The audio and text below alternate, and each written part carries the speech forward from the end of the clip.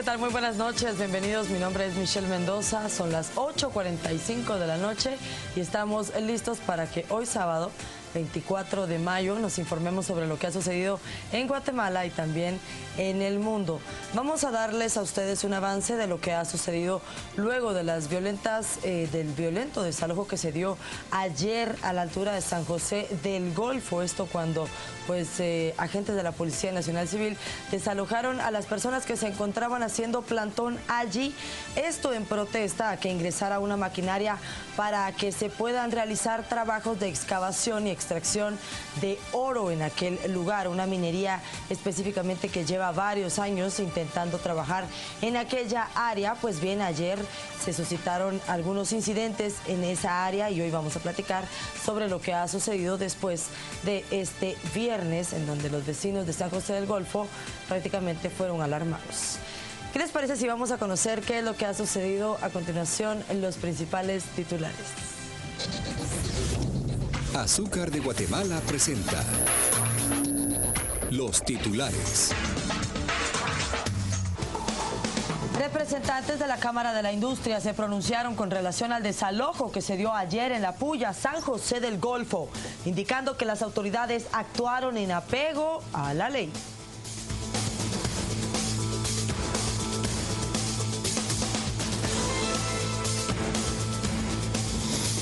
Y escuche usted que a pesar de los violentos enfrentamientos entre pobladores y agentes de la PNC ayer en San José del Golfo, varias personas aún continúan realizando plantón en este lugar.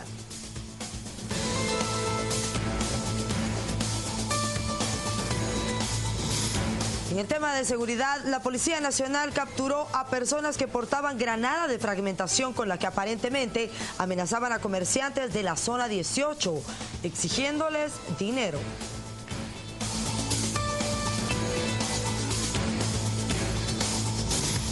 En el clima, según el INSIBUME, más lluvias caerán en las próximas semanas. Además, también comentaron sobre la primera depresión tropical de la época que indican no afectará a Guatemala.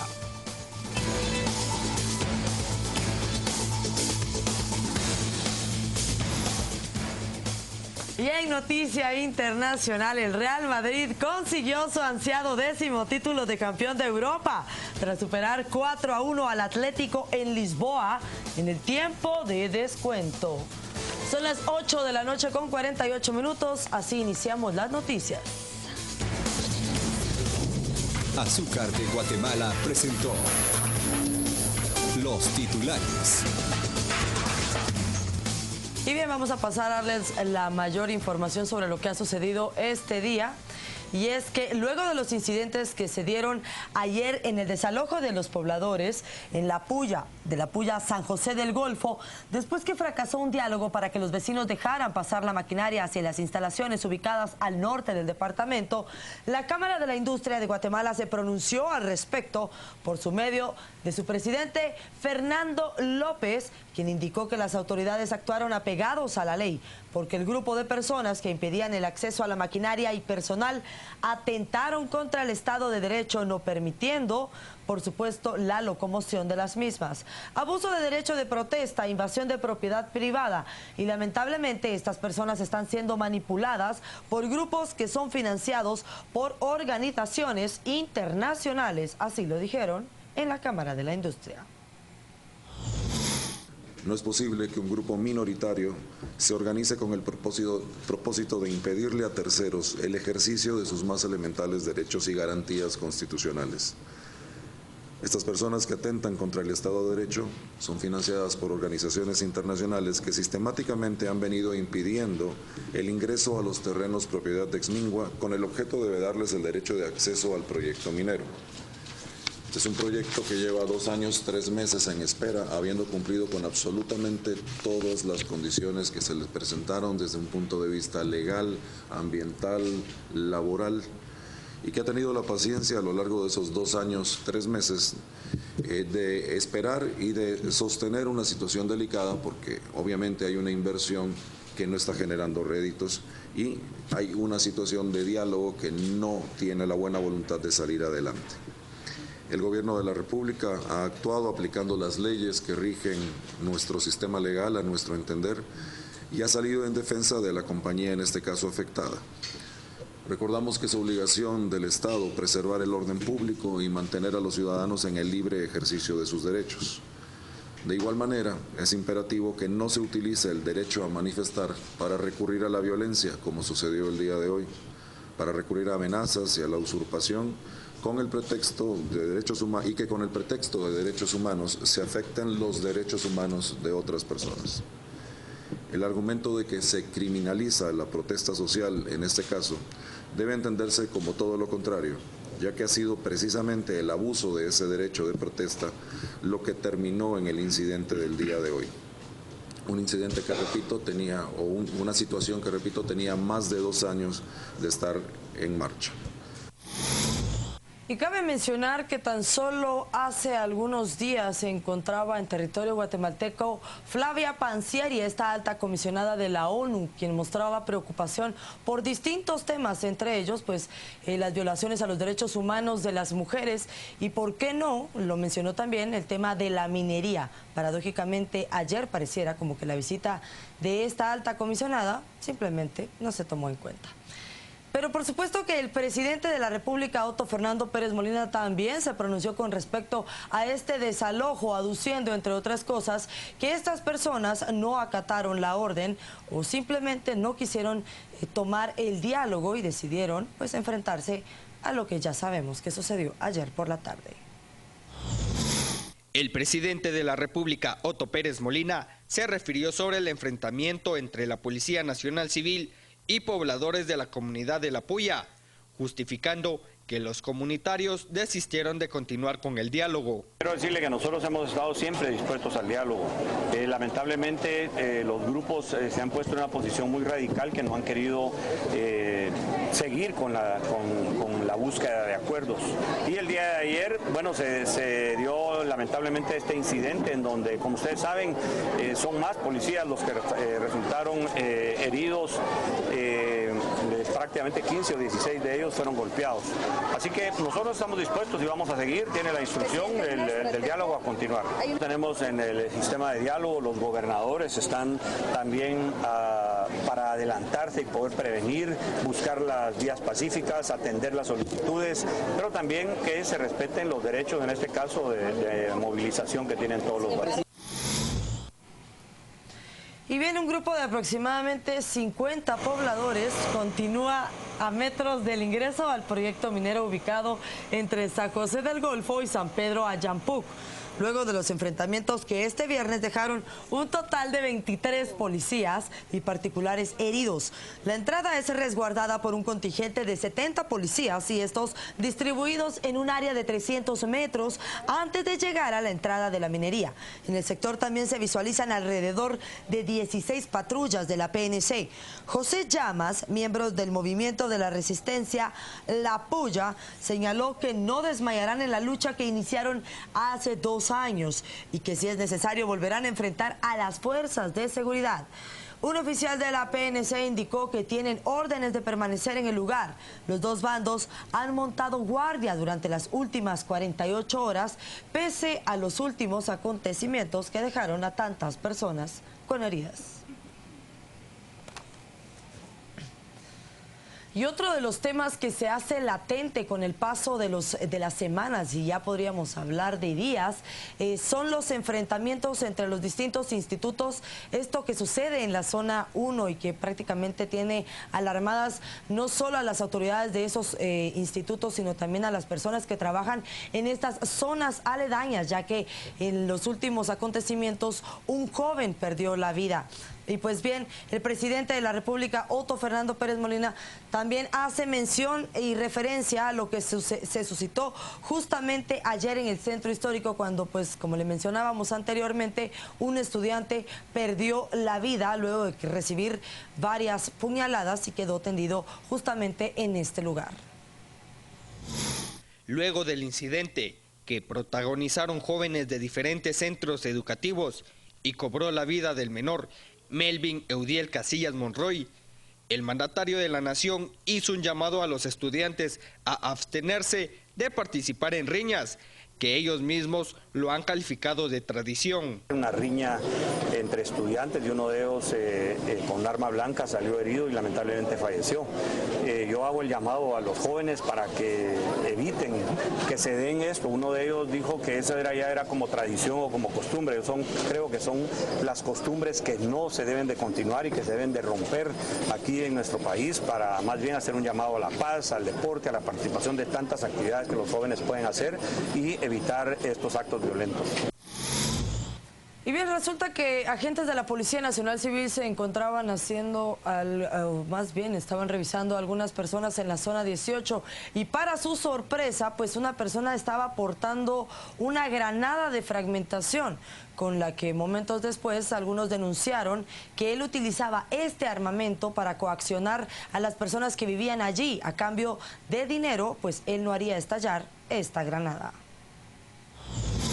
Agentes de la Policía Nacional Civil y fiscales del Ministerio Público realizaron un allanamiento en la 23 Avenida D, 17-35 de la colonia Alameda en la zona 18, donde capturaron a Esvin Roberto Aguilar Donis, de 38 años de edad, a quien se le incautó una granada de fragmentación, que según datos de la PNC es propiedad del Ejército Nacional.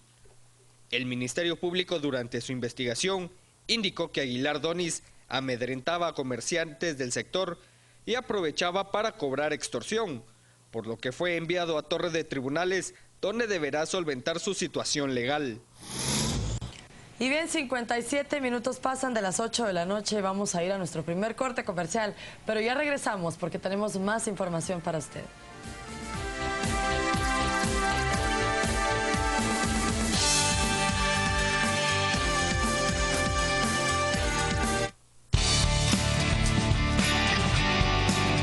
Estamos presentando a las 8:45.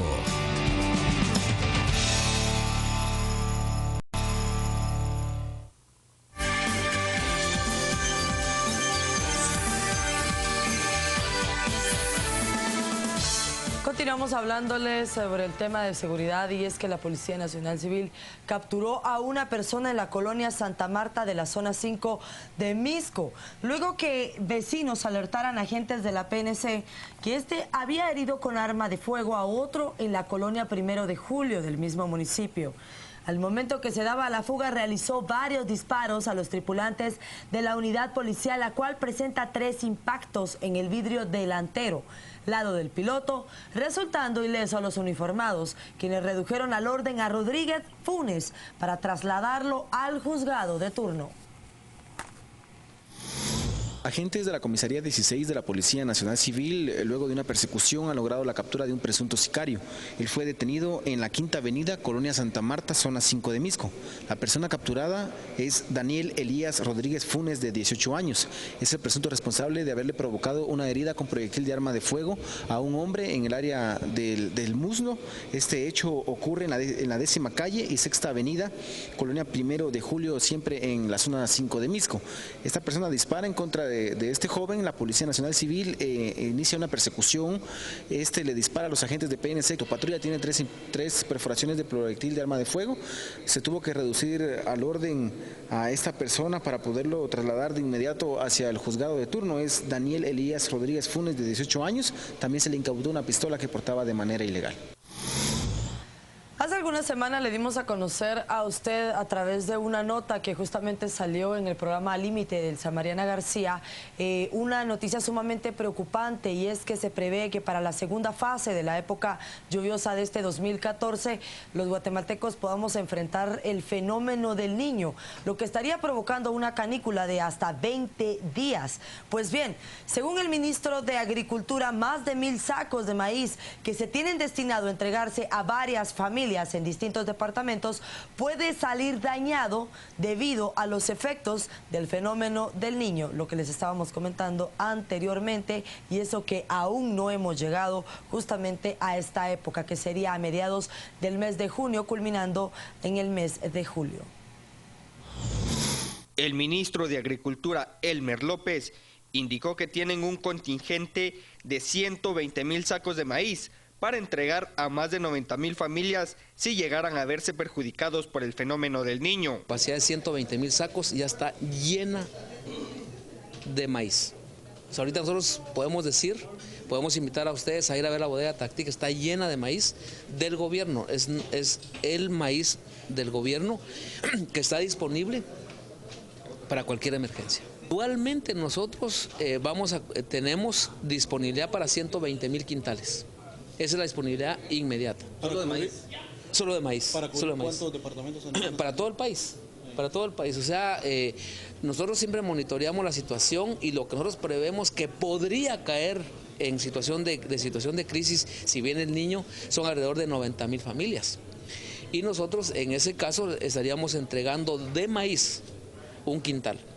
Y de otros productos, arroz, frijol y otros, va a ser en una proporción como siempre la hemos entregado. Es decir, y según el Procurador General de la Nación, Vladimir Aguilar, más de 100 alertas Alba Kenneth se activan por mes en todo el país. Y es por ello que han unificado esfuerzos con otras instituciones para tratar de desactivar por lo menos el 80% de las Alba Kenneth que se activan en toda la República.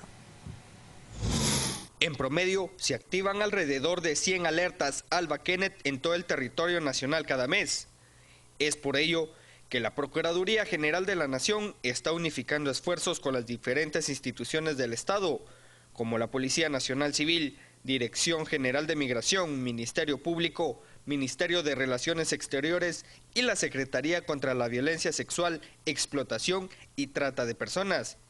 Y con ello han logrado desactivar más del 80% de dichas alertas. Todas las denuncias presentadas en el ámbito nacional se ha logrado desactivar un 87%. Cuando hablamos de desactivar, estamos hablando que se han salvado vidas importantes de niñas y adolescentes.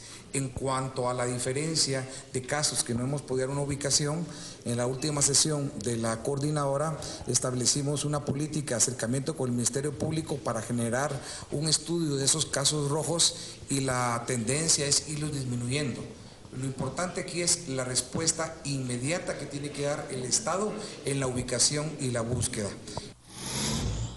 Y tenemos varias noticias importantes que darles a conocer para recordarles de lo que sucedió esta semana y es por ello que Carolina Quiñones se encuentra lista con el resumen de la semana. Adelante. Hola, así es, ya me encuentro preparada para llevar la información más destacada de la semana que está a punto de finalizar. Iniciamos la misma el día domingo, luego de toda la polémica que se dio en torno al deporte guatemalteco, se jugó la final. En esta ocasión los cremas derrotaron en la final al Municipal con marcador 2-0 global. En el juego de vuelta de la serie final de clausura guatemalteco, Comunicaciones le ganó a Municipal, otra vez por 1-0 con un gol de Moyo Contreras y cerró con un 2-0 global para confirmar su cuarto título consecutivo. Con un Mateo Flores desolado, los jugadores de ambos equipos salieron con una pancarta en contra de la violencia y se alistaron para definir el campeonato de fútbol Chapín. Por supuesto, todas las personas que querían estar presentes en este partido no se sentían muy felices, pero fue una muestra de cómo el deporte tiene que estar totalmente lejos de la violencia. Con esto cambiamos ahora de día, pasamos al día lunes, día donde el Tribunal Supremo Electoral fijó un plazo de 30 días para que las organizaciones políticas retiren su propaganda. De no hacerlo, serán suspendidos. Esta medida está respaldada con el acuerdo 117-2014, que el tribunal estará publicando en el diario oficial. El documento insta a funcionarios y empleados públicos a abstenerse de hacer campaña. Por supuesto que ya se tienen reacciones, por ejemplo, una agrupación política dijo que no entiende a qué se refieren con campaña anticipada, porque únicamente están llamando a que la gente conozca su partido y se afilie a ellos. Con esto nos trasladamos ahora al día martes, día que le tengo información desde España. Y es que un juez decidió, luego de la reforma de la Ley de Justicia Universal, aprobada en febrero pasado por el Parlamento español, que ya no se puede seguir investigando los casos, pero él dice que esto no le impedirá seguir investigando crímenes en Guatemala. Según un auto emitido ese martes por el juez de la Audiencia Nacional de España, Santiago Pedraz, la reforma pretende delimitar con claridad los supuestos en los que la jurisdicción española puede investigar y conocer fuera de su territorio. Pedraz continuará con el proceso que inició en el año 2003 a solicitud de la Premio Nobel de la Paz Rigoberta Menchú contra 8 ex altos cargos guatemaltecos por genocidio, terrorismo y torturas. Nos trasladamos ahora de día, pasamos al día miércoles. En este caso, quiero contarles declaraciones que se dieron en contra de Sperensen. Ahí se cometió un crimen y yo no estaba dispuesto a respaldar esos errores. Esas fueron las declaraciones de Linares Pérez, que afirmó ante el Tribunal Criminal de Ginebra que vio o supo que se cometieron 5 de los 7 asesinatos que investiga la Corte. El exfuncionario aseguró que se le había encomendado confeccionar una lista con los reclusos que habían conformado por iniciativa propia un comité de orden y disciplina para detenerlos, aunque luego la operación derivó a una serie de ejecuciones extrajudiciales. Linares Pérez señaló que visitó la cárcel y se entrevistó con varios detenidos y luego elevó una lista de 18 reclusos, pero que García French le ordenó agregar 7 nombres más y quedó constituida una lista definitiva de 25 detenidos. Sin embargo, cuando llegó al penal de Pavón para llevar a cabo la requisa, el servicio penitenciario fue desplazado y la operación quedó en manos de Sperensen frente a la Policía Nacional Civil. Nuevamente citándolo, todo fue un plan que pretendía eliminar a esas personas, pero no tuvieron tiempo para matar a todos por el desorden que ellos mismos armaron y solo lograron matar a 7. Sacaron a los presos desnudos de manera caótica para llevarlos a otro penal, pero perdieron el control. El exfuncionario aseguró que denunció el caso, pero que ante el miedo a represalias acabó huyendo al extranjero con la ayuda de la Comisión Internacional contra la Impunidad, CICIG. Pasamos a otro caso que ha dado muchísimo de qué hablar el día jueves. Se recuerda que el expresidente de Guatemala, Alfonso Portillo, se encontraba en Estados Unidos y siendo juzgado en Nueva York. El expresidente guatemalteco Alfonso Portillo fue condenado el jueves a 70 meses de prisión por conspiración para cometer lavado de dinero por un juez federal estadounidense en Nueva York. Portillo, extraditado desde nuestro país en mayo del año pasado, se había reconocido culpable en marzo pasado de haber querido lavar en bancos estadounidenses $2.5 millones en sobornos pagados por el gobierno de Taiwán para Guatemala. Trascendió también que por buena conducta se le reducirán 200 días de la condena.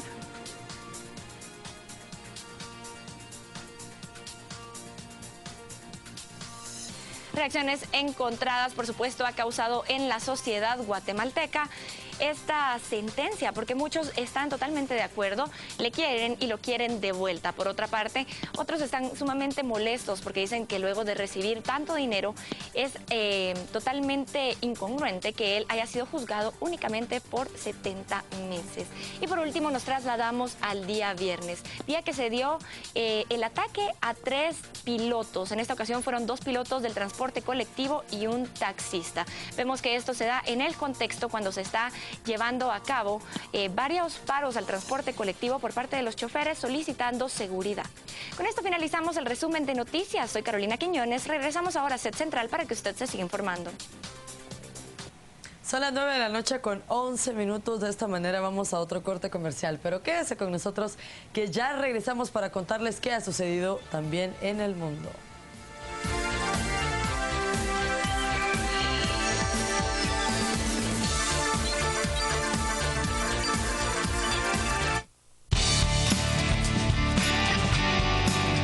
Estamos presentando a las 8:45.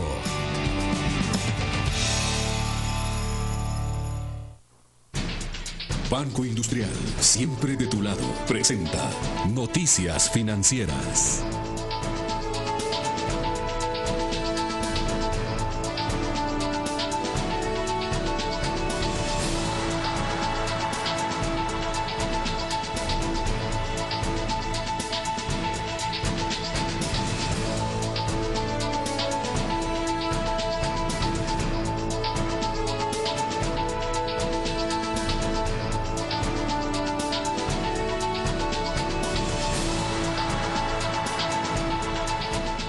Banco Industrial, siempre de tu lado, presentó Noticias Financieras.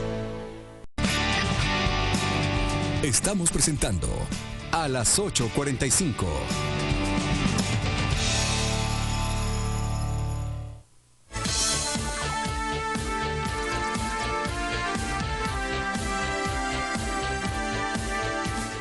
Este segmento es presentado por Jaguar Energy. Seguimos trabajando para encender Guatemala. Y bien, son las 9 de la noche con 16 minutos y una noticia que sin duda alguna tiene muy contentos a varios guatemaltecos, en especial a mi productor Erika Lindo, pues es el triunfo por parte del Real Madrid, quien ganó este día 4-1 al enfrentarse al Atlético de Madrid, y ahora son, por supuesto, los campeones de la Champions League, algo que no pues, me agrada mucho, pero así es, suele suceder. A continuación la nota. Llegó la 10ª, Real Madrid consiguió la Champions League tras remontar al Atlético de Madrid en la final al superarlo 4-1, en una final que se extendió hasta el tiempo suplementario, donde llegaron los goles de Bale, Marcelo y Cristiano Ronaldo, que le dieron una alegría europea a los merengues tras 12 años. Un primer tiempo más peleado que jugado, y esto le valió al partido para ingresar en la zona del Atlético de Madrid, que pese a perder a su goleador Diego Costa a los 9 minutos, supo salir airoso. Su intensidad y vértigo pasó sobre el juego de los cracks del Real Madrid. Fue así que a los 36 minutos, a través del juego aéreo, especialidad del equipo del Cholo Simeone, llegó el único gol de la final. Así como una semana antes en el Camp Nou, apareció nuevamente el defensor uruguayo Diego Godín, quien anticipó a Khedira y sorprendió a Casillas, que tuvo una pésima salida. Ese gol bastó para ir al descanso con la mínima diferencia. Para la segunda etapa, Atlético de Madrid supo soportar los embistes del Real, que pese a los ingresos de Isco y Marcelo no encontró nunca su mejor versión, salvo ataques esporádicos de Cristiano Ronaldo y Gareth Bale, que se encontraron con las manos del portero para decirle no al gol blanco. Los colchoneros resignaron el ataque y esperaron a su rival. Godín creció en defensa y el partido fue agónico hasta los minutos finales, con un Real Madrid que lo intentó todo hasta el fin. Dieron 5 minutos más, no resistió más el Atlético y así cayó el empate. Sergio Ramos logró el empate a los 93 minutos y el encuentro se extendió al tiempo suplementario, donde en el primer tiempo no se hicieron daño y parecía que los penales se acercaban en Lisboa. Sin embargo, a los 110 minutos la historia se pintó de blanco y la Copa de Europa volvería a las vitrinas del Santiago Bernabéu por 10ª vez. Una gran jugada individual del Fideo Di María encontró a Gareth Bale, quien tras el rebote del portero añadió el balón a la red. El segundo fue del galés, quien ha hecho goles importantes en esta temporada.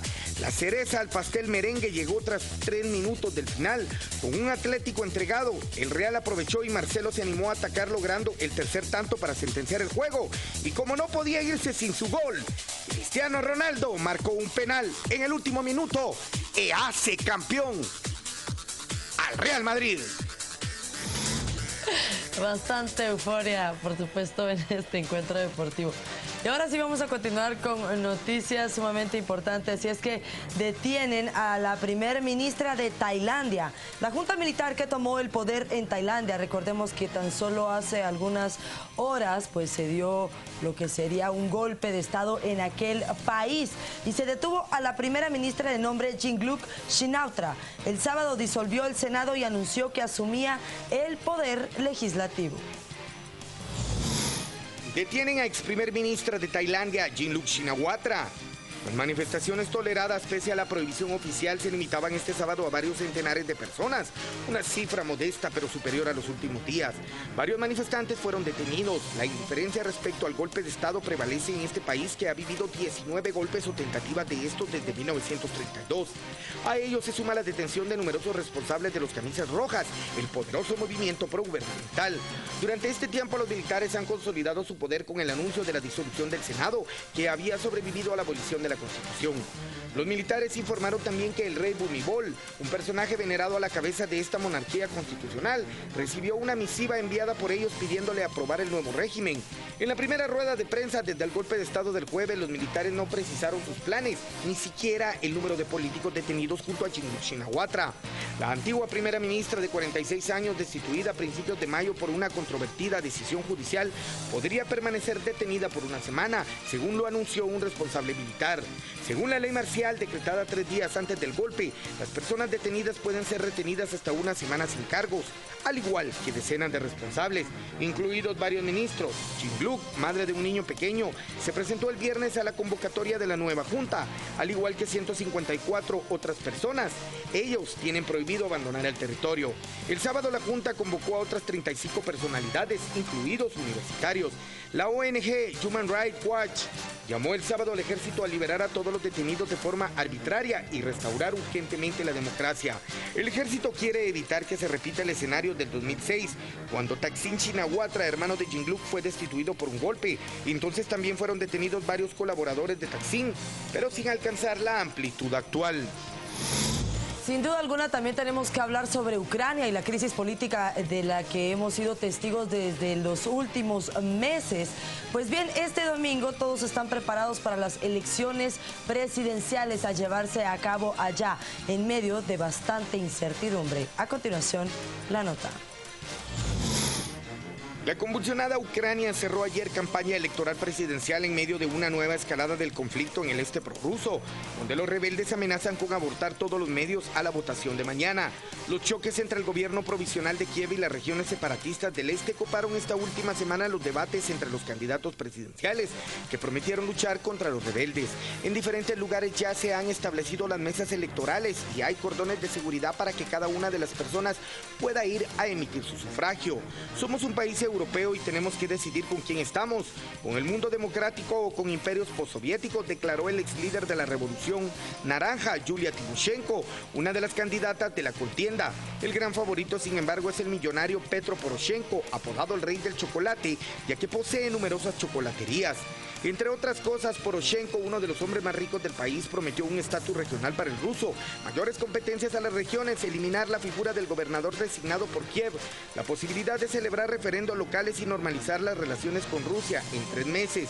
Consciente de que está en juego la legitimidad internacional de las autoridades que derrocaron al presidente Víctor Yanukovych y en particular el reconocimiento ruso de los resultados electorales, el presidente interino de Ucrania, Alexander Turnichov, pidió ayer a los electores que acudan en masa a las urnas. Durante los últimos 3 meses nuestros enemigos han intentado desestabilizar al país y abortar el proceso electoral, pero los ucranianos han demostrado ser más fuertes y sabios, dijo Turnichov. Al elegir a un presidente completamos la formación en Ucrania de un poder legítimo y responsable, agregó. Además, el gobierno ha establecido mucha seguridad, esperando que todo pase con normalidad en cada uno de los lugares donde se llevarán a cabo las votaciones. Pese al llamado del presidente, las elecciones podrían complicarse, ya que los insurgentes están haciendo todo lo posible para impedir que los ciudadanos de las autoproclamadas repúblicas populares de Donetsk y Luhansk elijan el próximo presidente ucraniano.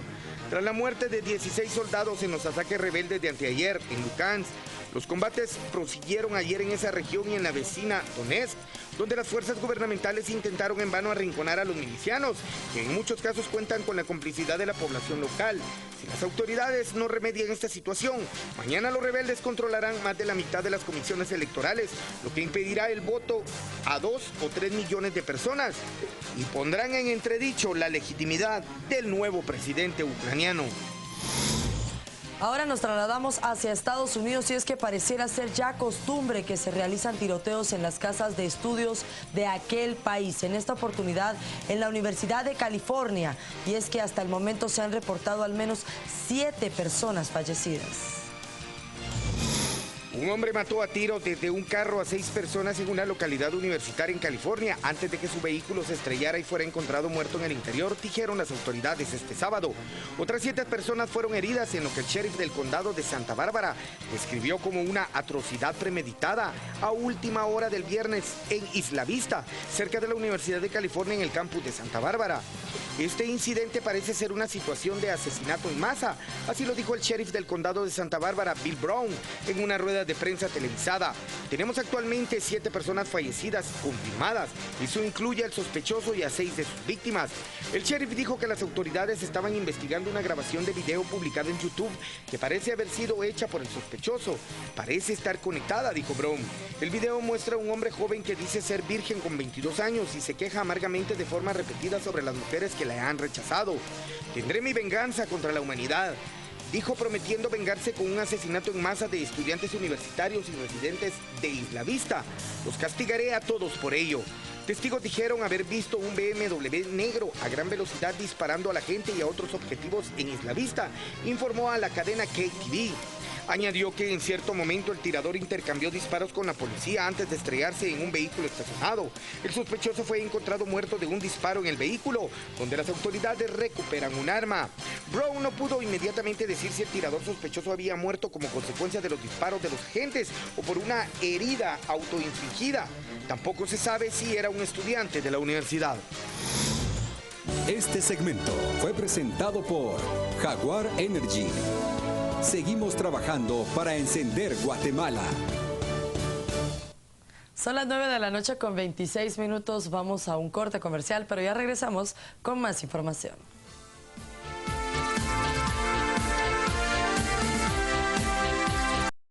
Estamos presentando a las 8:45.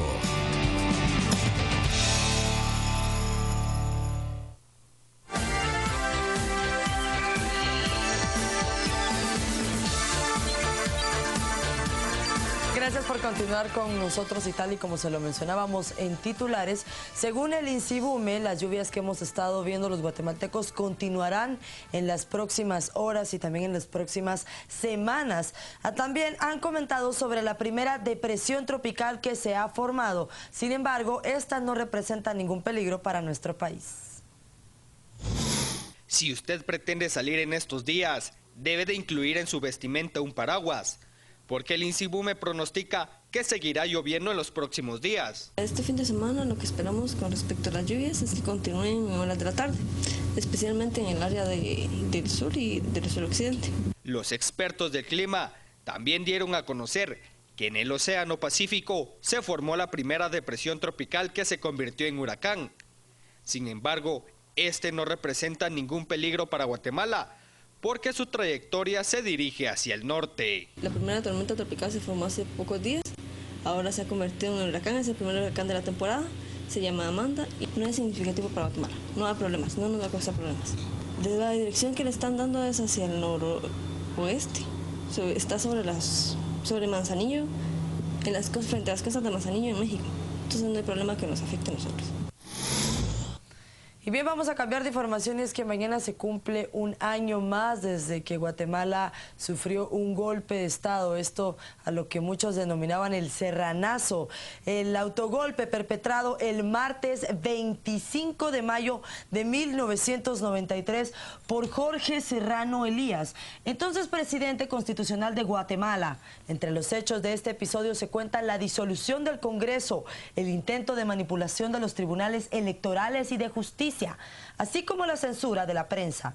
Al cabo de 10 días, las fuerzas democráticas del país reinstauraron la institucionalidad designando al presidente, entonces procurador de los derechos humanos, Ramiro de León Carpio. Debido a la corta duración del régimen de facto, algunos hablan del serranazo como un golpe de Estado fallido.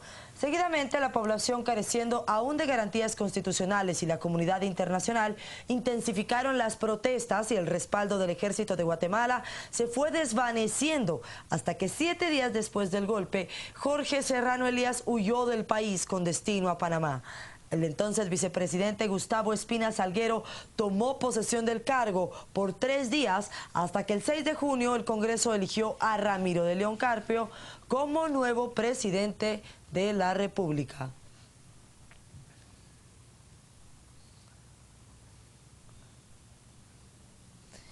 ¿Y qué ha sucedido con Serrano Elías en los últimos años? Pues algunos comentan que desea volver a Guatemala, esto pues a través de su sobrina, quien es la actual vicepresidenta de la República, Roxana Valdetti. También debemos añadir a que él ha escrito un libro hace muy poco tiempo en la que narra justamente lo que sucedió en aquella época. De esta manera hemos finalizado nuestra emisión de noticias. Son las 9 de la noche con 31 minutos. Muchísimas gracias por habernos acompañado. Recuerde que mañana tenemos una cita muy importante a las 10 de la noche a través del reality show de Canal Antigua, El Periodista. Mi nombre es Michelle Mendoza. Tenga muy buena noche.